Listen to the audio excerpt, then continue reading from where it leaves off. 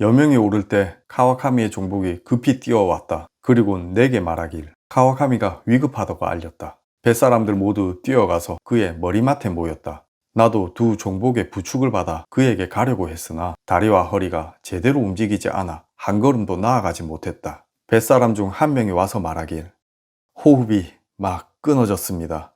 무리해서 가려고 하지 마십시오.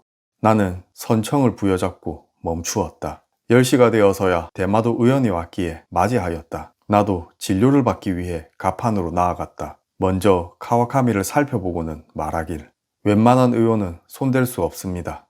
맥이 끊어졌습니다. 우리들은 억지로 약을 청하였다. 의원은 어쩔 수 없이 약을 주었다. 그리고 나의 맥을 짚어보더니 말하길 이는 풍토 때문에 생긴 병인데 고칠 수 있습니다 라고 하였다. 의원은 나의 약을 마련하기 위해 배에서 내려갔다. 이날 아침에 포구 안에 북쪽 산꼭대기에 영막을 지었다. 해질 무렵 대마도의 보졸이 와서 마츠모토를 비롯한 선원 4명을 데리고 영막으로 갔다. 영막 안에는 병풍으로 공간을 나누어 두었는데 한 곳은 대마도 사관이 앉아있고 다른 한 곳은 조선의 관리들이 앉아 있었다. 대마도 관인들은 마츠모토에게 표류한 상황과 배 안의 사람들에 대한 정보, 무기 등을 물어보았다. 밤이 되자 대마도 관인들은 보조를 보내어 왔다. 그들은 이제 대마도 배로 옮겨 타도 좋다고 말해주었다. 그리고 카와카미의 죽음에 대하여 말하길 카와카미는 이미 죽었는데 일본인이 조선배에서 죽으면 조선의 예법에 따라 도성에 보고해야 합니다. 그 일이 매우 번잡하니 죽음을 알리지 말고 아직 병을 앓고 있는 중이라 하고 대마도 배로 옮겨가는 것이 좋을 듯 합니다. 우리 배의 선장 마츠모토가 깊이 살해하고 우리들은 대마도의 배로 옮겨 탔다. 배를 옮겨가니 자리가 깨끗하고 넓어 조선배와 비교하면 평온하였다. 또한 본국의 사람들과 응대하였으니 필담을 할 필요가 없게 되었다. 선장 마츠모토는 매우 말을 잘하는 사람이었는데 이곳에서 그 능력이 빛을 발하여 뱃일에 대한 문답을 그에게 일임할 수 있었다. 그런 이유로 나는 더더욱 편히 누울 수 있게 되었다. 나는 병이 생긴 이후로 뱃일을 살피지 못하였는데 11월 중순에 이르러야 병의 차도가 있었다. 이에 다시 뱃일에 관여하여 대마도 관인과 조선인들을 만났다. 조선인을 만날 땐 늘 통사가 있었기에 필담의 수고로움을 덜 수 있었다. 대마도 관인과 조선 관인이 찾아와 마츠모토를 불렀다. 카와카미의 유골은 본국으로 돌아가 장례를 치르겠습니까? 아니면 대마도 관 내에 사지에서 장례를 진행하시겠습니까? 이 말을 들은 마츠모토가 의논을 하기 위해 알려주어 내가 답하길 만리의 바다에서 관을 지킬 수 없으니 대마도 관의 묘지에서 장례를 치를 수 있길 청합니다. 이에 대마도 관인이 허락하였다. 오시가 되자 대마도 사관이 찾아와 히다카와 내가 그들을 만났다. 그들은 막부의 법례로 우리들의 칼과 창, 활과 총을 점검하였다. 그리고 카와카미의 장례를 치를 관과 의금을 준비하여 보내주었다. 카와카미는 내일 초량으로 호송될 것이라 알려주었는데 초량은 대마도 외관이 위치한 곳이다. 나는 마츠모토로 하여금 그것에 감사하도록 하였다. 대마도 사관인 시다씨가 카와카미를 호송하기 위해 찾아왔다.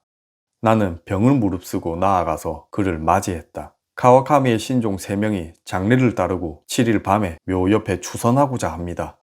이치는 참으로 그렇습니다만 표류인은 상륙을 금하고 있습니다. 그러니 그만두심이 좋을 듯 합니다. 나는 억지를 부릴 수 없었다. 이때 신종 3명이 여복을 입고 카와카미의 칼과 창을 들고 관을 따라서 배에 올랐다. 시다씨는 출발에 이르러 인사를 하고 돌아갔다.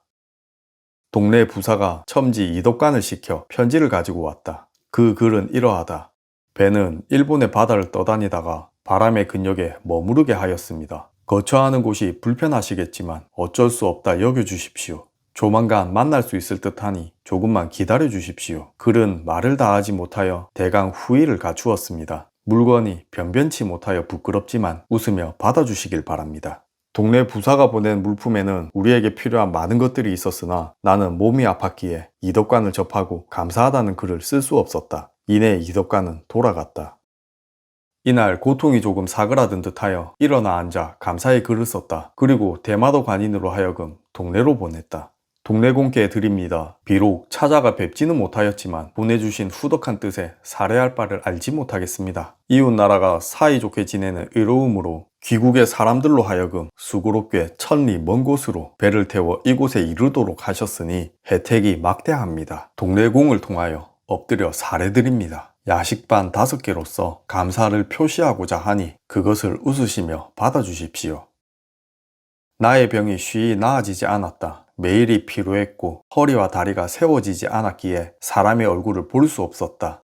이날 부산 첨사가 많은 선물을 보내어 왔는데 어제 동네 부사에게 글을 쓰느라 무리를 했더니 고통과 상처가 더해져 첨사에게 감사를 전할 수 없어 단식하였다. 하늘이 맑고 날이 좋았다. 전일부터 조선배 여러 척이 우리 포내에 와서 머물고 있었다. 새벽이 되자 포구 안에서 대포 쏘는 소리가 2차례 들렸는데 그 소리가 우레와 같았다. 해가 뜨고 나서 우리는 다대포를 출발하여 부산포를 향해 나아갔다. 우리 배는 조선배 8척이 줄로 끌어 운행하였고 대마도 관인이 탄 배 2척은 돛을 올리고 운행하였다. 오후 4시경 한 해협에 이르렀는데 남쪽의 바위가 겹겹이 쌓여 있었다. 수백 보를 가서 큰 만에 이르렀는데 곧 부산포였다. 부산은 부산 진성이 있는 곳이고 첨절제사가 머무는 곳이다. 포구에는 섬이 있었는데 목도라 하였다. 섬의 왼쪽은 수심이 얕아 큰 배가 지나다닐 수 없고 오른쪽이 큰 배가 다니는 통로였다. 만의 왼쪽에는 마을이 이어져 있었는데 일곡, 초량, 부산 등의 마을이었다. 부산성은 바다를 마주하고 있었다. 그리고 우암이라는 포구가 있었는데 우리 배와 호송선은 이곳에서 정박하여 다음에 정월 14일까지 머물렀다. 임진왜란 당시 선대 주공께서 사천에서 고전하다가 대승을 거둔 날이 실로 200년 전의 오늘이었다. 우리들은 표류하여 부산포에 이르렀으나 옛 전장이 또한 이곳에서 가까이 있다고 하니 절로 우러러보고 고개가 숙여졌다. 감개가 비장하니 나는 칼과 창을 어루만져 보고 눈물을 흘리며 시를 지었다. 동네에서 사람이 도착하였다. 대마도 역관과 이덕관이 동네 부사의 명을 받고 추위에 대비한 물품은 있는지 물어보았다.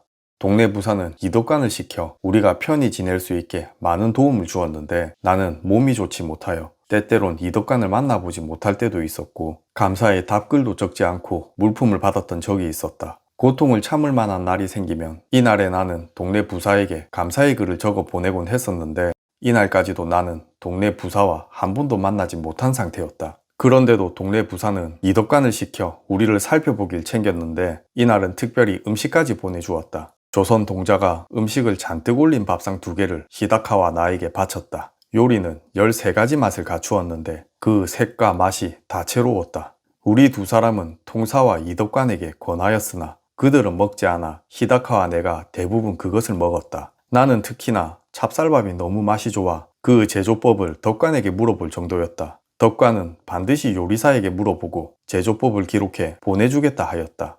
해질녘에 덕관이 물러간다며 남은 음식을 내가 뒤에라도 다 먹을 수 있도록 내가 쓰는 그릇들에 옮겨주고선 돌아갔다. 덕관이 떠나고 나의 자리로 돌아가니 편지 하나가 있었다.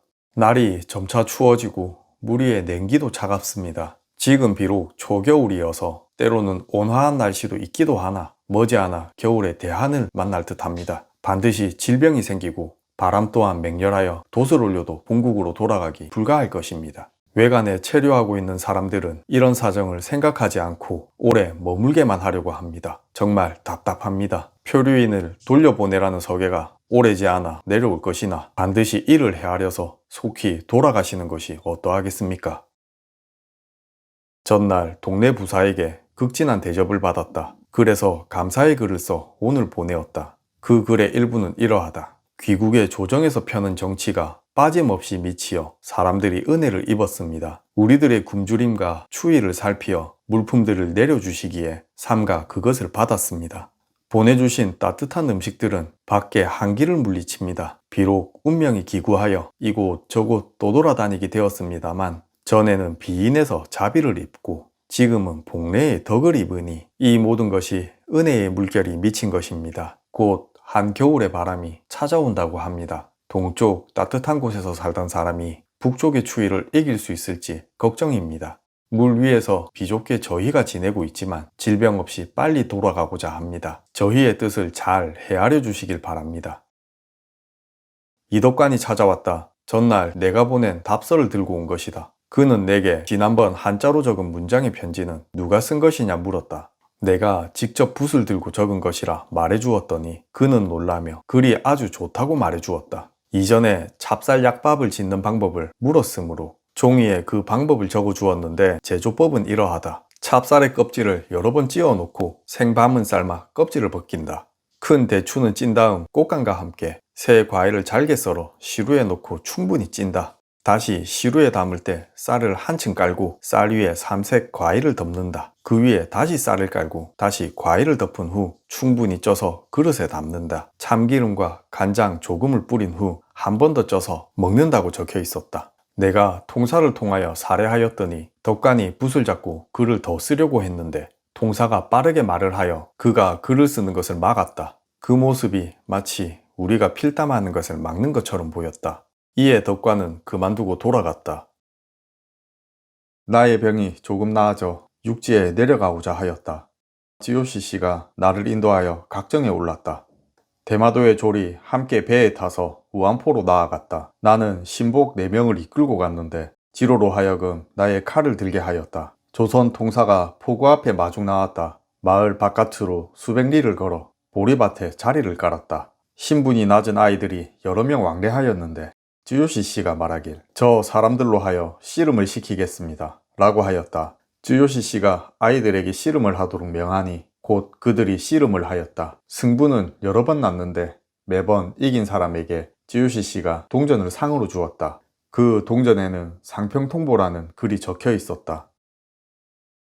오후 4시경 동네 부사가 첨지 박유청을 보내왔다. 대마도 통사를 통하여 추위에 오래 머물고 있는 우리를 위로했다. 동네 부사의 편지에 이르길 나그네들이 이 경치가 아름다운 곳에 발을 디뎠으나 우안포로 옮겨 정박한 지 오래입니다. 아직 대마도 귀향길에 오르지 못하시고 객지에서 봄을 맞이하니 걱정입니다. 지금 듣자 하니 비선이 오른쪽 기슭에 떠 있다고 합니다. 관에 도착하는 날이 곧 올 것 같습니다. 이날 동네 부사가 물품을 몇 개 보내주었는데 소주를 비롯하여 약포와 닭찜 등이었다. 그중 10폭의 그림도 있었다. 나는 다음날 그림과 어울리는 시를 지어 동네 부사에게 감사를 표했다. 크게 눈이 내렸다. 닷을 올릴 때가 가까워졌다. 나는 동네 부사에게 이별을 뜻하는 선물로 붉은 오칠을 한 다단 찬압 한 벌을 글과 함께 대마도 외관을 통해 보내었다. 새해에 상서로움이 드러나니 산마다 풍요로운 조짐이 가득합니다. 귀국이 태평하심을 삼가 축원드립니다. 표류해온 객도 무사히 새해를 맞이하였습니다. 대마도 공의 처분으로 근일 서둘러 돌아가게 될 것 같아 저희는 대단히 기쁩니다. 귀국의 은희를 종공을 통하여 감사드립니다. 끝내 잠시 만나서 이야기를 나눌 틈도 없었습니다만 목기 한불로 저희들의 마음을 표시하고자 합니다. 조선왕이 이덕관을 보내왔다고 대마도 관인이 일러주었다. 덕관은 우리가 조선을 떠나 바다를 건너갈 때 지급하는 양식이라며 도해량미를 지급해 주었다. 우리 배 안에는 그간 조선에서 지급해준 쌀이 많이 남아있어 사양하였으나 이덕관은 이 양미는 본래 주기적으로 지급하는 양미가 아니라 따로 챙겨주는 양미로 조선의 오랜 관례라고 하였다. 통사 또한 관례를 어기는 것은 옳지 않다고 하여 히다카와 의논 끝에 받기로 하였다.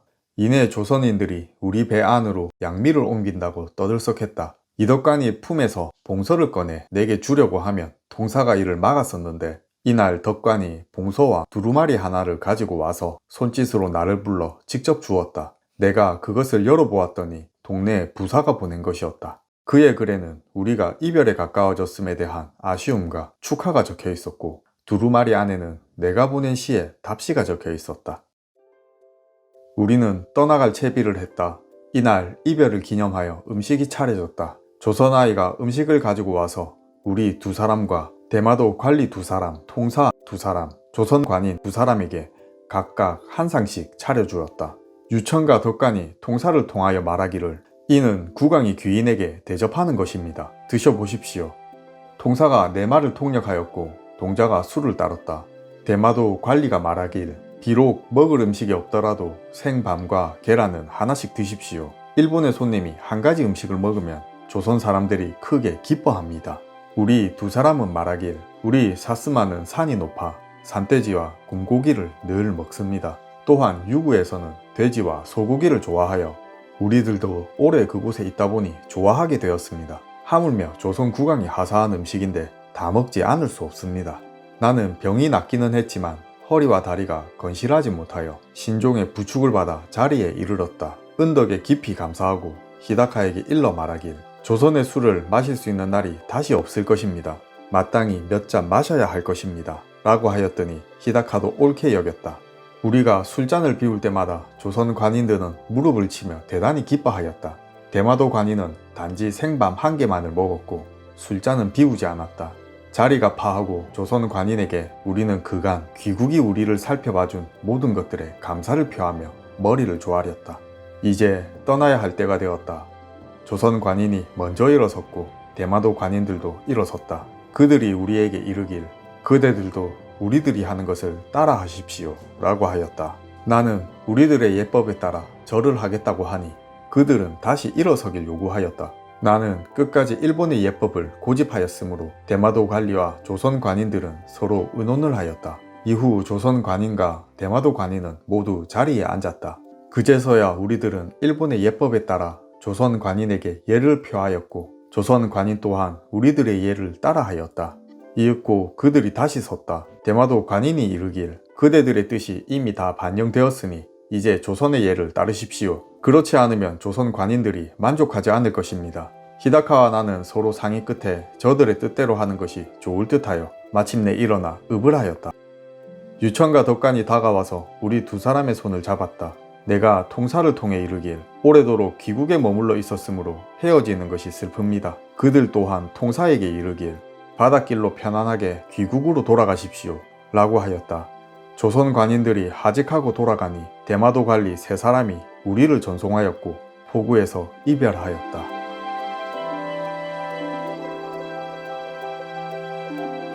끝.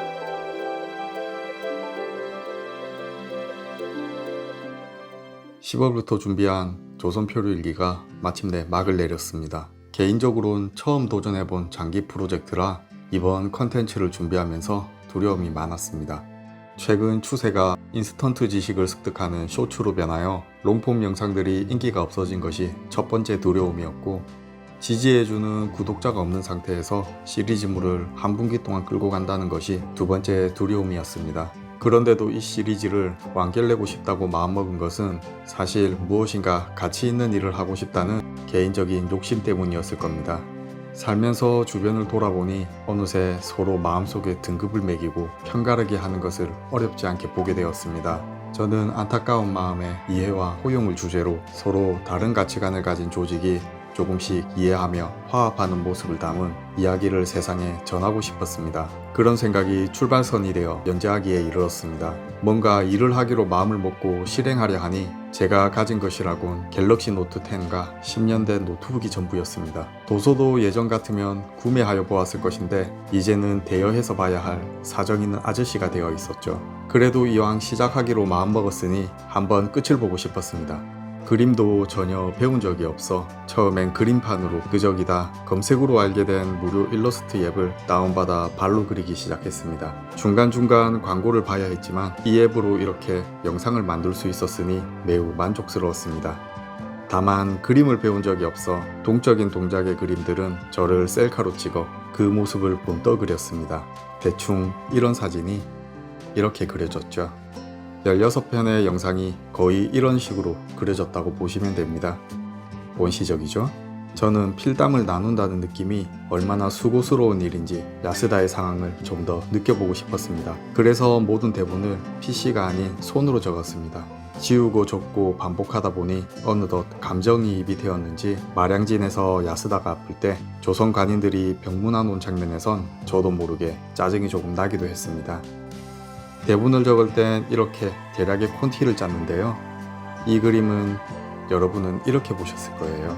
이런 아날로그 같은 디지털 작업이 합쳐져 16편의 영상이 만들어졌습니다. 이 글을 쓰고 있는 시점에 구독자분들이 딱 800명이 되었습니다.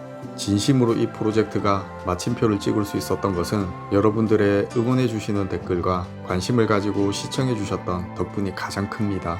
길었던 연재 시간이었으나 끝까지 봐주시고 함께 해주신 구독자 여러분께 진심으로 감사드리고 앞으로 시청할 가치가 있는 영상으로 보답할 것을 약속드리며 이만 물러갈까 합니다.